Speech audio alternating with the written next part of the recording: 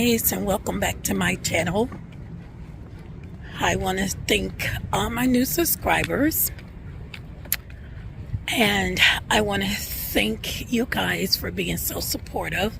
I sometimes, because you guys know that I have a digestion problem and I work and I have this Cuban devil, so sometimes I have to go MIA, sometimes off the grid, that Cuban devil. So I want to start this video off with this beautiful view. Here recently I've gotten so many questions about digestion problems, how I'm able to keep gaining weight back, and other questions, and today this video is going to be about that. So go get your popcorn, glass of wine, a bowl of yogurt, or whatever it is that you eat when you're watching a long video, because this is going to be a long video.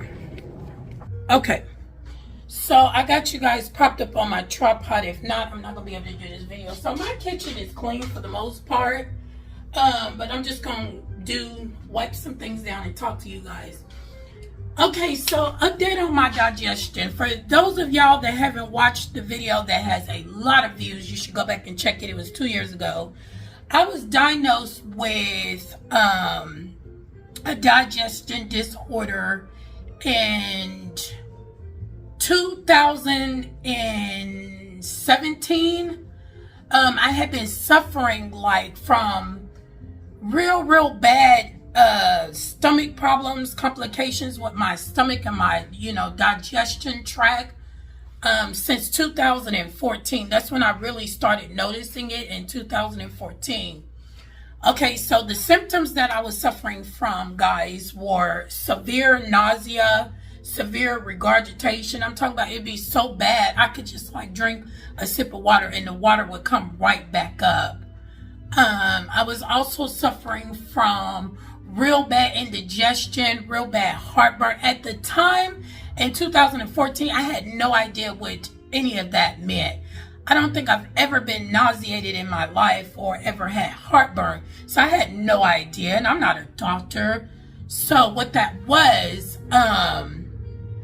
and another symptom, y'all, this jazz is too loud. So, another symptom I was getting is my throat was burning really bad, and I started developing like a super raspy voice, and I was always hoarse. Another symptom was like constant headaches and migraines, like real bad stomach pain. It would like be over, the pain would be over like the vagina area, the private area. Then it would be like at the lower part of my stomach, and then at the very top of my stomach, like almost felt like sometimes like menstrual cramps, and then the other times it'll feel like I got the stomach flu, or maybe I got like food poisoning. You know, that real strong pain, like you get ready to use, you need to use the bathroom. I would have severe diarrhea, and another big thing, real bad bloating.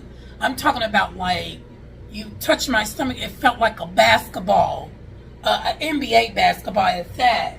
So I went from doctor to doctor, and the very first time I really felt these symptoms is I was in Miami on a vacation with one of my friends.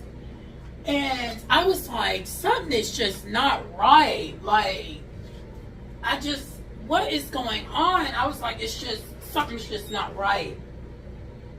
So I was talking to her about that, and she was more like saying, well, it could be like, something you ate, because I had just ate that night before. So she was saying, no, I had just eaten, and I got up in the middle of the night. I felt like I was getting ready to throw up. And it was like this really sharp pain in my chest. and in my stomach. Those of y'all know I'm in the medical field. Well, I was in the medical field. I'm not going to tell you exactly what I did, but you can kind of guess by me talking that I knew immediately the symptoms of a heart attack. And I thought, oh my goodness, I think I'm having a heart attack. So, my friend just automatically woke up. All you got to say is heart attack and she up. So, she automatically woke up. Okay guys, it seemed like this is going to be the only way that I can complete this video, is to just record it whenever I can. So, excuse my outer appearance. I was trying on lip gloss with no makeup on. But I wanted to finish this video. Okay, so I had a severe stomach condition, which you guys all know later on. It started in 2014, although I'm sure it started way before then. It's just my symptoms got severe in 2014, and I was diagnosed in 2017. My symptoms were very severe. Like I said earlier in this video, diarrhea constantly. If it wasn't diarrhea, it was severe constipation, IBS, chronic Gerd, gastroparesis, which I think the gastroparesis actually caused the chronic Gerd, and IBS. So the nauseation was so bad, I could not go really in public.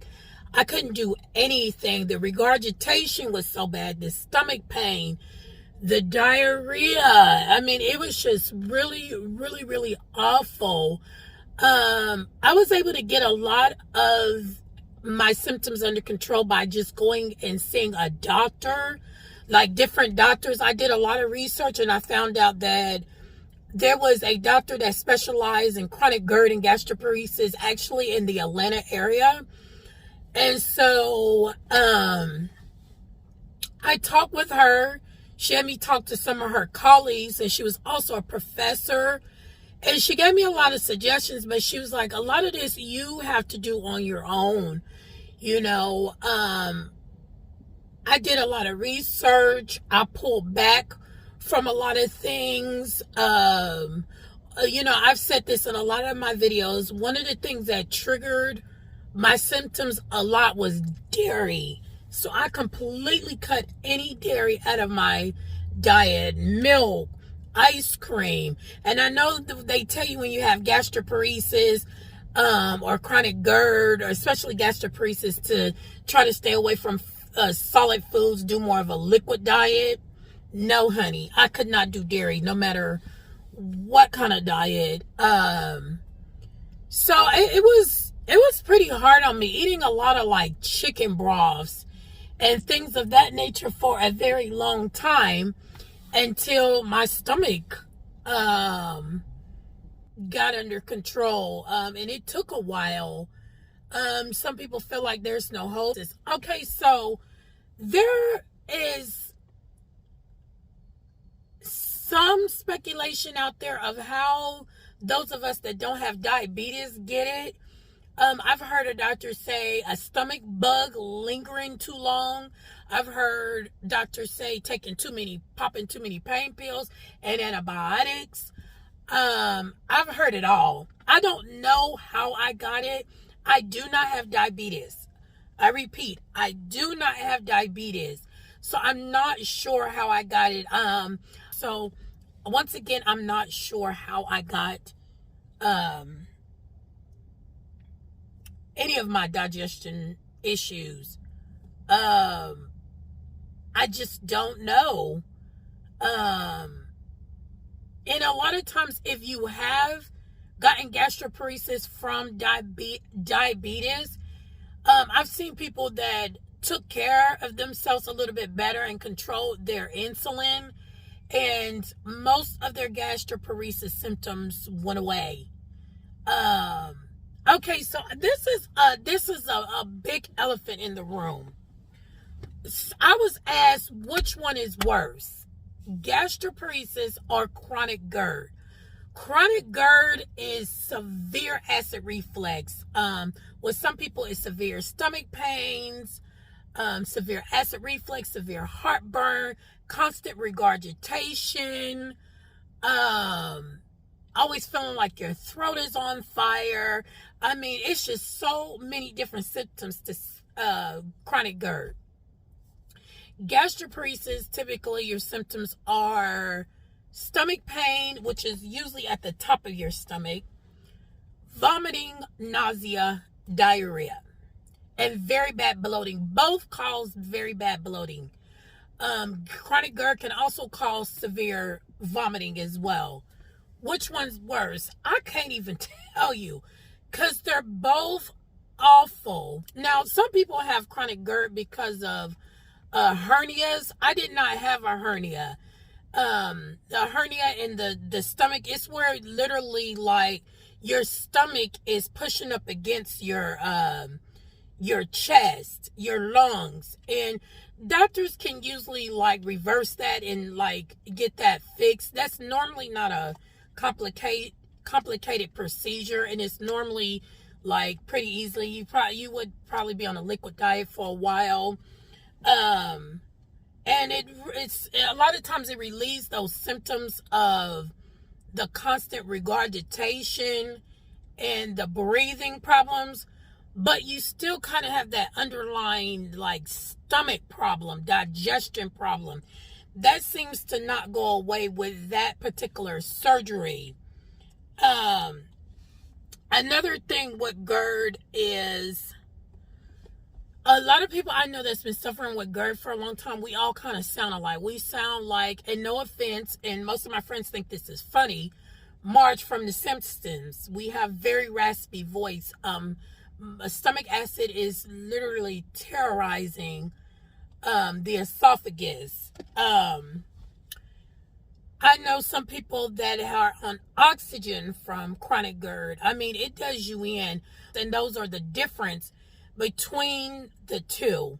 Because a lot of people go to a doctor and like start spitting out symptoms, and it's like the first thing the doctor says is, I think you have GERD. And it might not even be GERD. It took me going to see my third gastroenterologist before I was diagnosed with not only GERD, not only IBS, but also gastroparesis. It was hard on me. I'm going to be honest. It was really hard. I cried many nights. I did not want to wake up. It was so hard for me to wake up and know that I had to put up with this, excuse my language, shit until it was time for me to go to bed. So like I said, gastroparesis and GERD have very similar symptoms. Very similar. And I hope you guys can hear me over this air. I'm going to turn it down. It's still hot in Texas. And don't mistake one for the other. And a lot of times, if you have gastroparesis, you probably have GERD too. You really should see a good gastroenterologist that specializes in GERD and gastroparesis, IBS, Crohn's disease, whatever it is that you're suffering with. Because just because they are gastroenterologists doesn't mean that they specialize in certain stomach disorders or digestion disorders. And it took me a while to find someone that specialized in these particular stomach conditions. I actually I had to do a lot of research, and in the state of Georgia, when I stayed in Georgia, it was only 2 in that whole entire state. So I don't know about Texas because I haven't had a lot of really bad like hospitalization type symptoms since I've been here. Now I get my flare-ups, don't get me wrong. Like sometimes I get flare-ups, I have to call in to work. But for the most part, I'm maintaining. Please don't self-diagnose yourself. Go get tested. They can test you to see if it's GERD, if it's gastroparesis. They can test you. GERD is how they specify if it's GERD. They normally stick a tube down your, besides you telling them your symptoms, they stick a tube down your nose, down your throat, into your stomach. And you wear this device for, I don't know how long, 24 hours. And you're supposed to press it every time you feel like heartburn. Because some people have GERD symptoms and it's not even GERD. It's just maybe they're lactose intolerant or they have a food allergy. So, and they mistake it for GERD, and that's the way to eliminate it so you won't be taking unnecessary medication. Gastroparesis is more of a, it's more of a at-depth type of procedure to see if you have it. You have to go to the radiology department of a hospital to get that tested. Your insurance, most insurance, I know almost all of them, pay for this. You might have a copay or have to pay half, but it's worth it at the end of the day to figure out what is really wrong with you, because then you can start probably self-medicating yourself if you feel more comfortable with that than using, prescription medicine or seeing a holistic doctor or just doing more research. Don't always go by Google. How I learned a lot of things was word of mouth. I work around doctors all day long, and just talking to people, and then I would find people with the same symptoms and what worked for them. I was asking questions. I ran across a person before that had the same symptoms as me, and to find out that this person did not have GERD, gastroparesis, IBS, Crohn's disease, MS, whatever else. There's other illnesses, the autoimmune illnesses that causes bad stomach issues, such as MS, and Parkinson's is another one that causes a lot of nausea and stomach problems.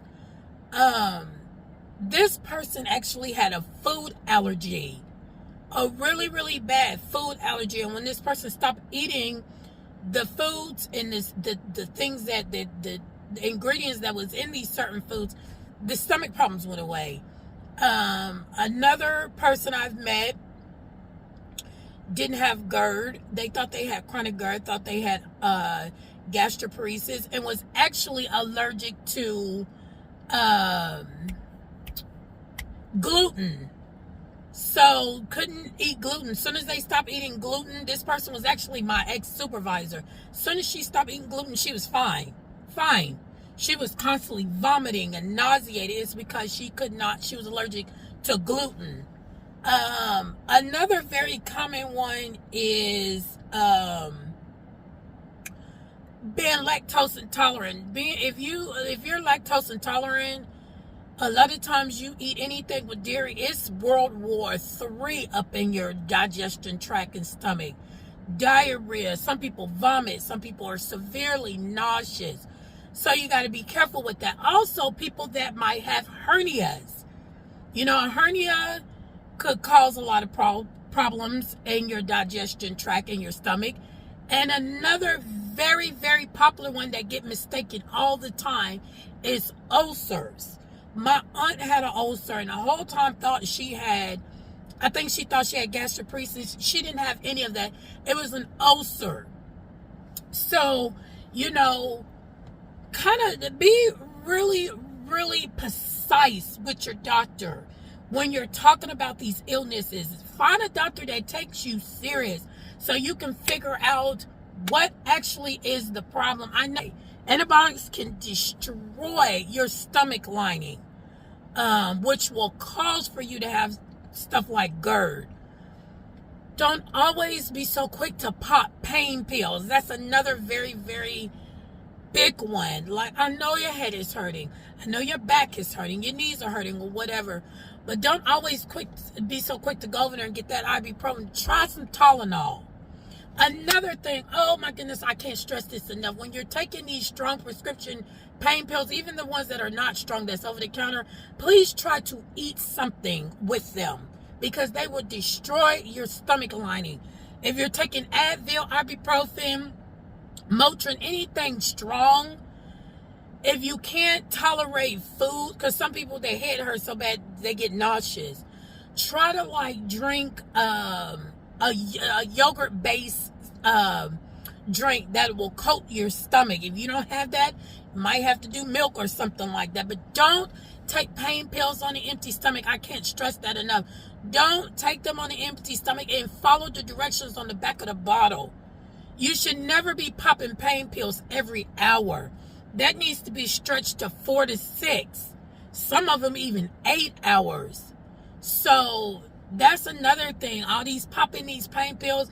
Oh, my ear hurt. Okay, let's try something else besides a pain pill. It will destroy that stomach lining. Destroy it. So I hope this helped. And I'm gonna keep doing these videos, and because I think I smashed too much in one, so I'm gonna start addressing one thing at a time and go into more depth. But I just wanted to answer some questions and get this video out.